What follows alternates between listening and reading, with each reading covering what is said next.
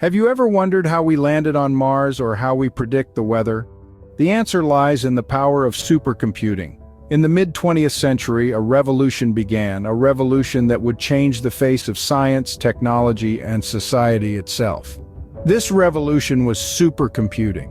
In the late 1940s, the first supercomputers were born. They were mechanical beasts, clanking and whirring as they processed data at a speed that was then unthinkable. These were the likes of the Harvard Mark I and the ENIAC, machines that filled entire rooms and consumed vast amounts of power.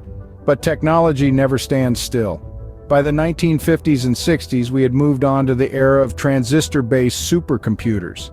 These were machines like the IBM 7030 Stretch and the Control Data Corporation 6600. They were faster and more efficient, but still, they were only a hint of what was to come. The 1970s and 80s saw the rise of the vector supercomputers. These machines, such as the Cray one, could perform many operations simultaneously, dramatically increasing their power. The next big leap came in the 1990s with the advent of parallel processing.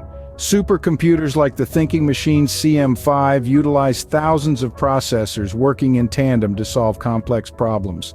Today we stand in the era of exascale computing, where supercomputers can perform a quintillion calculations per second. These machines, like the Fugaku in Japan, are used for everything from predicting the weather to simulating the human brain. So, what are the main points to remember about supercomputing? Firstly, supercomputers are constantly evolving. From mechanical monsters to sleek, efficient machines, they have come a long way. Secondly, supercomputing is about more than just raw speed. It's about the ability to perform complex calculations, to process vast amounts of data, and to simulate intricate systems. Thirdly, supercomputing is not just for scientists or tech enthusiasts. It impacts all of us, whether we're checking the weather, using a GPS, or benefiting from medical advancements. Finally, the future of supercomputing is bright. With advancements in quantum computing on the horizon, we can expect even greater leaps in computational power.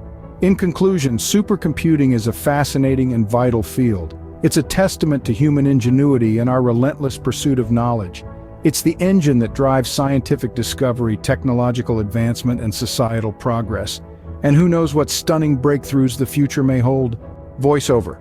Before we leap into the future of supercomputing, let's take a moment to appreciate the present. You're part of a community that's passionate about technology, just like us. We're dedicated to bringing you the most intriguing tech stories, insights, and updates, just like the one you're watching right now. But to stay in the loop, there's something you need to do.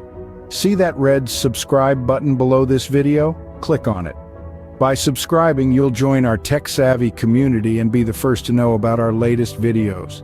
You'll be part of a group that's as curious and excited about the future as we are.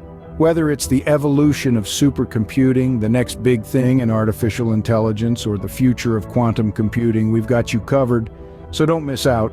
Hit that subscribe button, turn on notifications, and let's keep exploring the incredible world of technology together. Next up, we'll dive into the promising future of supercomputing. Stay tuned.